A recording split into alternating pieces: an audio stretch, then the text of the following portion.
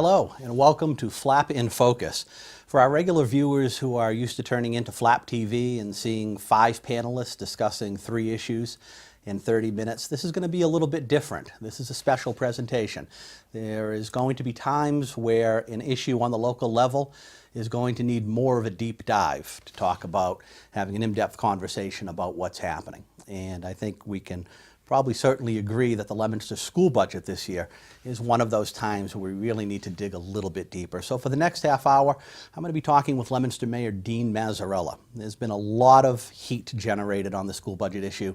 Over the next half hour, hopefully, instead of heat, we can shed some light on the process, how we got to where we are, and where we're going. Mayor Mazzarella, thank you. How are you? Good. Good to see you. Good to see you. You look very sharp today. Thank you. And you as always. I'm not sure I matched, but I went with the whole black and white thing today, so couldn't miss. It's good. It's all good. And you're draped in blue. So yeah, we're good. So I think one of the parts of confusion that I see is the budget process itself. Obviously, this is a city, not a town, so there's not town meetings, and local residents living in a city have the luxury of letting their elected officials handle all the minutia of the budget process. So we've seen a lot of information on social media, in the coffee shops, some of it accurate, some of it not accurate. Yep. So part of the perception is that the school department handed you a budget, you cut that budget, submitted it to the city council, but not necessarily any other department. So the way the budget process works is all departments submit to you their requests, what they feel that they need. Big word. Correct. Their requests. Correct. That means, and if you generalize it, it's like, listen, this is, here's a budget that has a whole bunch of things in them. Some of the things are from last year, here's some changes, and here's some other things we'd like to get done. For instance, the fire department, or the police department, or the rec department. We need to hire some people. We'd like to add a person to the drug unit. We'd like to add somebody to the traffic department, or somebody else to in training. Big training needs at fire departments. Training everywhere is paramount today. We'd like to add somebody. So that's in that request box. Right. So you have a certain pie, right? Yes. You got to fill that pie plate. Those requests come in, and they're well over, way over what that pie holds. But there is no fire committee or police committee or DPW committee. So the school committee is much more public in its budget presentation and their requests. Correct. So there may be the perception out there that you're only cutting the school department requests. Not true. But if you look at the budget, you'll see right. You've been through this. I have. You see a column and show this is what the budget was for last year. This is what the requests are. This is and then this is how much you have, and this is how much we can afford to put towards those things. So basically, is it standard operating procedure that usually the budget that you submit to the city council for all departments is pretty much less than what they requested? Always. I mean, you look over the years, everybody puts in for things. I mean, if I give you the recreation department, there are always things in there that, but I have to say, most of the departments have gotten more in line with being realistic. When I say a realistic budget is knowing this is the pie. What's the likelihood? Put those things on there because they're important, right? I mean, they're sort of things that maybe we can't fund through that, maybe through a grant. So it's a good communication tool. But never does anybody ever get everything they've requested. And I think the big thing here is the school department threw the sort of $5 million over the wall and said, here it is. And basically, if you don't fund it, you're a villain. It's considered a cut. A cut. You don't like kids. You're anti-education. I'm like, I have a pie.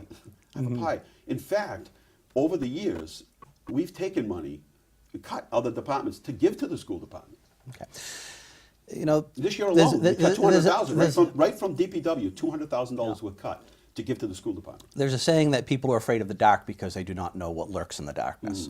So light is a great light is a great cure for fear, right? So I don't have a problem with people disagreeing. I just like for people to have all the information, not pieces of it, all of it. Well, speaking of people having information, one of the things that I noticed is that the budget that was passed by the school committee, and the schools take up what percentage of the city budget? About 50%. It's 65%. 65%. So the budget on schools, and then that doesn't count other things.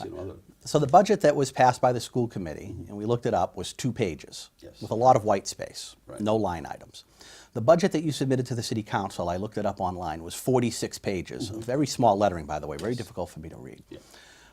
Why why is the school department not submitting a line item budget to you so we can have all that information on where the money's Well, going? budgets are a good communication tool, right? I mean, they tell a lot of things, because especially if they're going to be a request. They should tell the story. If you look at my letter, I submit a letter at the beginning of my budget that summarizes, here's what's going on. Here are the changes in the budget. I can sit here right now and give you next year's budget. Right. But there are some changes, right? And it's on those 2 pages that I submit. Clearly, one of the things that we have to do is, and that's not going to probably get fixed now, is the budget the school department submits has to be a better form of communication.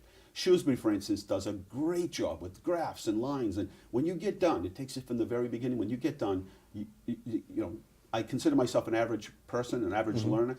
You can understand it at the end. Yeah. This was not a good mechanism, especially now. This budget presentation should have been the best of all. Especially when you're coming in $5 million. When you come in and your net school spending, you've given them $1.2 million in the budget, and they're still $5 million short. You clearly should have a very, very good. We should, and I suppose and we'll fix that. I suppose the confusion is that you've always submitted on the city side a very detailed budget proposal, the mayor's budget packet. We're not seeing that on the school side. But in fairness, and this is something what do the critics say, is that you're chairman of the school committee. You've been on the school committee for 24 years now. Why haven't you demanded more accountability and more transparency in the school department budget? I had a picture here, and it showed all the different budgets we've gotten over the years, all big binders. This year we got this little thing. I'm one person, but if anybody that watches the school committee meetings, one of the reasons, back when they changed the charter, if you look at the charter change, the reason they wanted, people have said, you don't belong in the school committee, you don't belong in this process, there's a conflict of interest. So they said, no, this is exactly what people wanted. They wanted the mayor on the committee because they wanted them to give the full picture, not just a piece of it, the full picture. So if you watch some of the things that I do, I act more like an advisor. Like, okay, we gave the teachers $2 million raise. Increase in taxes is only, if you raise taxes to 2.5, it only brings you in 1.7. You're already in trouble, right? So that's my job, is to say, look, LCE, how can you open another school? Where's this money coming from? That's my job. Where's it better? You can't use this as a communication So you look tool. at your role as chairman of the school committee as more of a liaison to the school committee to have that communication? Well, I chair the meetings, so my job is to run them. Right.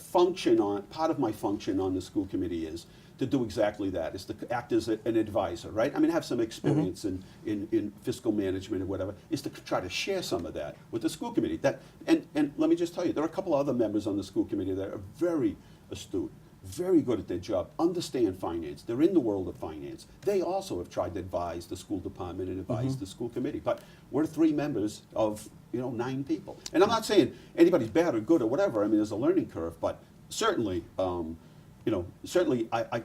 we try to change the process. But what I think people ought to think a lot of times, and why wouldn't they? The mayor is the mayor of the city, and he runs the whole city. There are 2 budgets in the city. Fiscal autonomy, right? The city gets a budget, and you have to give the school department a budget. Once that budget is given, the city council and the mayor pass the budget process. The school committee has 100% fiscal autonomy. They have their own CEO, who's the superintendent. I have no say over who gets hired, fired, transferred, where any of that money goes. I have no say over that. The only say the school committee might have during the course of the year is transfers amongst line items. That's it. So with Fitchburg and Leominster being about equal in size, Fitchburg increased their school budget by $1.9 million, and that's when we talk about the direct spending, which is what is at issue here. Right. Leominster increases it by $2.5 million. Now, both Leominster and Fitchburg have their health care cost increase, their salary increases. They're going to eat most of that.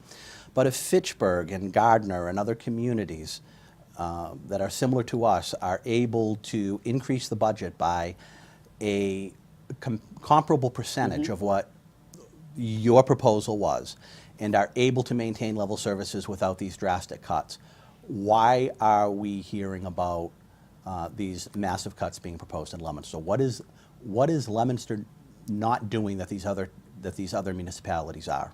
It's the perfect storm right now, and from now we're going to have an extensive audit. That's their job. The auditor's job. My opinion is a couple of things, and this is what I cautioned against as we were doing it. $2 million raise to the teachers. Now, I'm not saying they don't deserve it or anything, but $2 million when a 2.5 increase is 1.7, right alone, there you got a problem. Increased cost in healthcare was $700,000. They ran a $700,000, they're running a deficit, or were running a deficit of $1.7 million from last year. And they have a reduction of 99 students. Fitchburg has an increase in students, Leominster has a decrease, which means the state now, because they give you per student, they fund it, there's a reduction. So add up all this, and a reduction in students, which means a reduction in assistance from the state, and basically you have the perfect storm. Leominster's getting, in Chapter 70, increased, what, 195,000? 195. And Fitchburg is getting 200, Fitchburg is getting 280,000.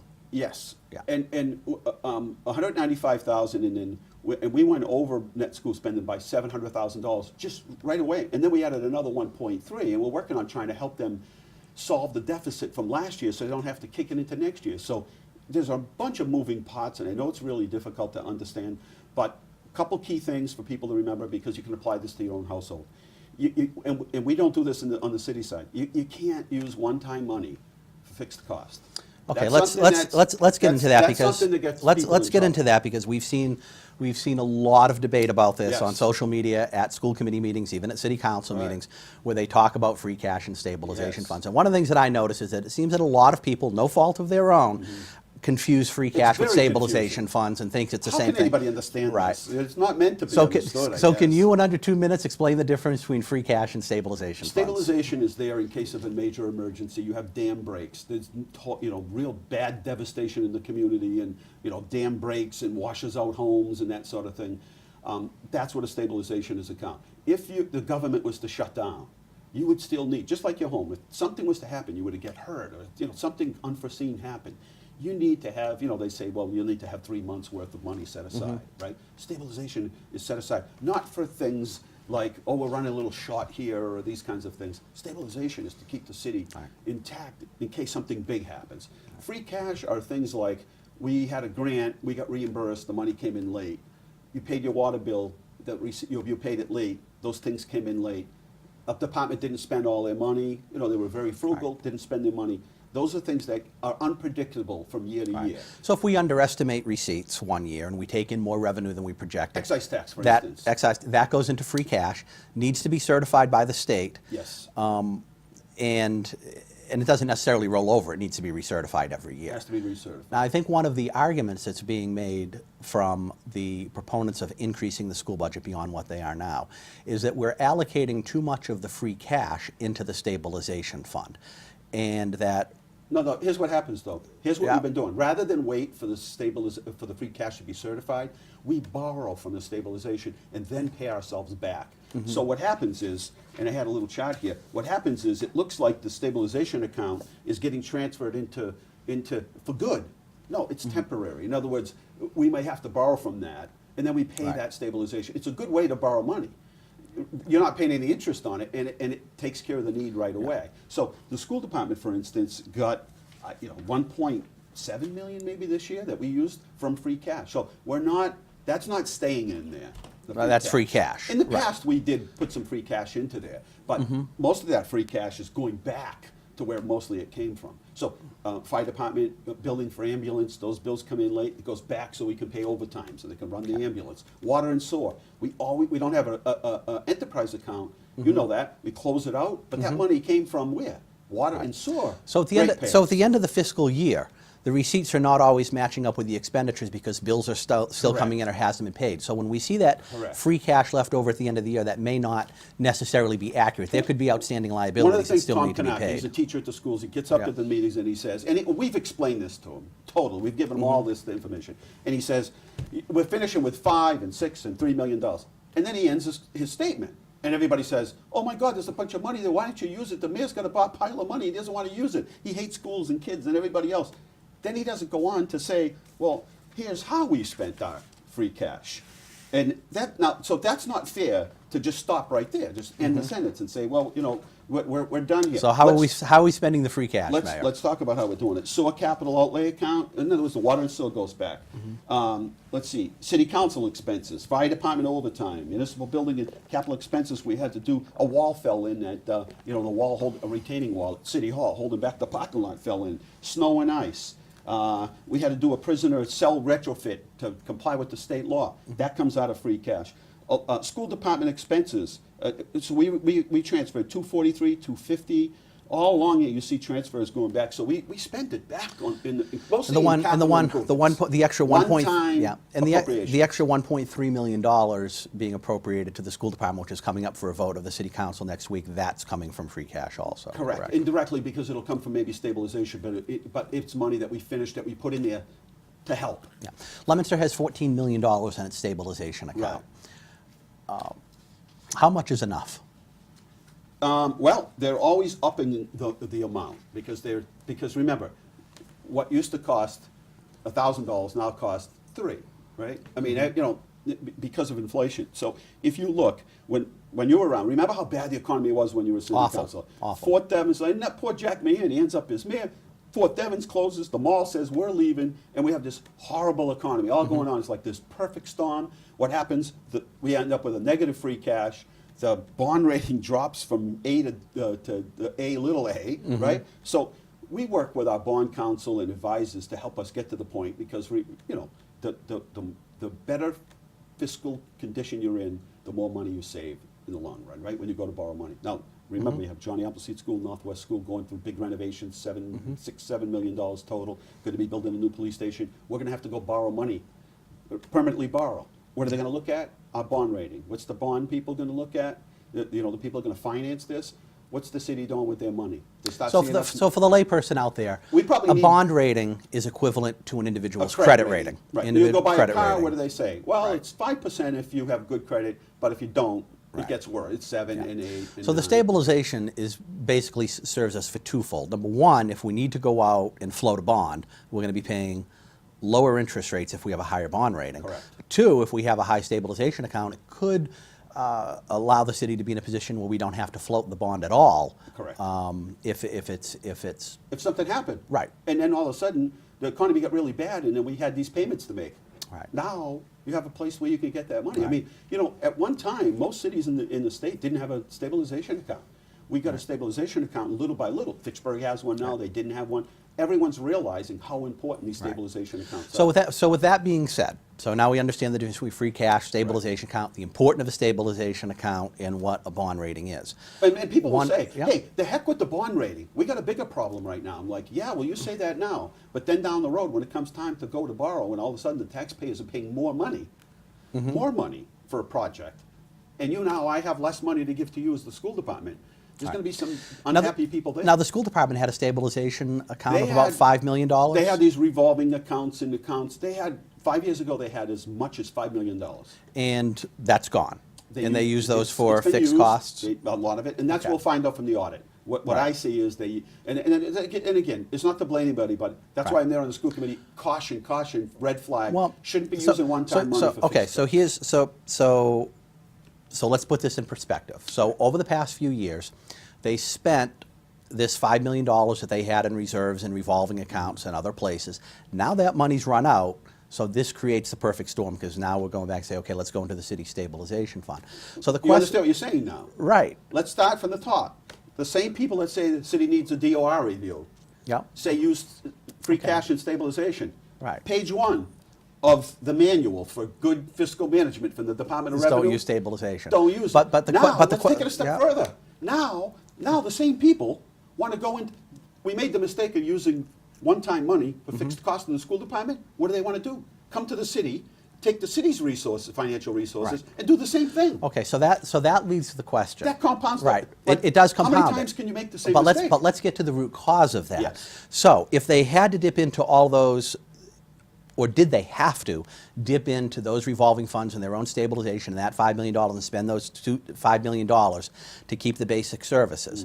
The question is, does that mean that they have been underfunded for several years, or does it mean that they have been overspending for several years?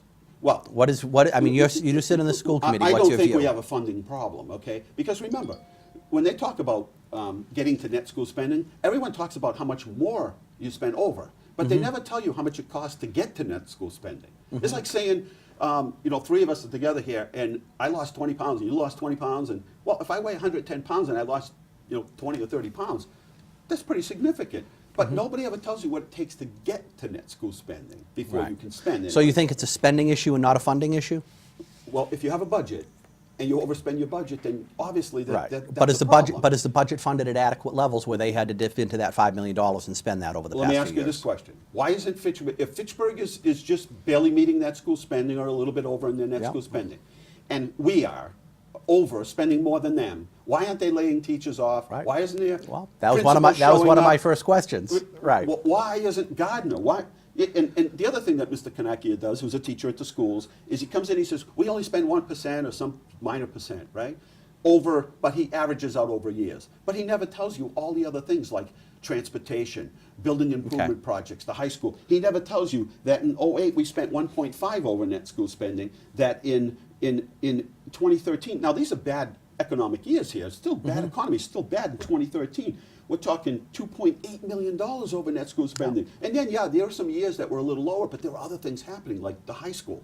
So we've got to take some of our And there was one year resources. we were below, but I believe they had the money but didn't spend it, They correct? didn't spend the money. They didn't spend So it. we didn't Right. say, hey, you lost out. We reappropriated that money and gave it back to them. Another question that we have, and a criticism, and hopefully you could address it, Yes. shed some light on the issue, is that there are accusations by some on the city council, school committee, some residents, that the city grossly underestimates projected receipts.